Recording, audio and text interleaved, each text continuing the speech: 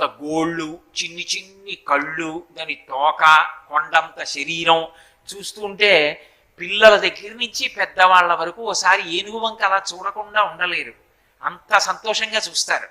అందుకే విఘ్నేశ్వరుడి దగ్గరికి వెళ్ళారనుకోండి, మీరు మనసు ఆయన దగ్గర పెట్టక్కర్లేదు, ఆయన మీ మనసు లాగేస్తాడు, ఏనుగు ముఖం ఉన్నవాడు కాబట్టి.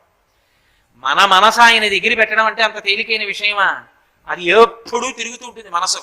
తిరుగుతున్న మనస్సును అక్కడ పెట్టడం అంత తేలిక కాదు.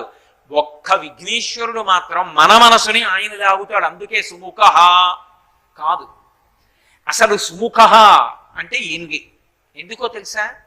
లోకంలో అందరికన్నా చాలా గొప్ప ముఖమున్నవాడు అని ఎవరిని పిలుస్తారంటే, ఎక్కువ వినే అలవాటు ఉన్నవాడు, తక్కువ మాట్లాడే అలవాటు ఉన్నవాడు.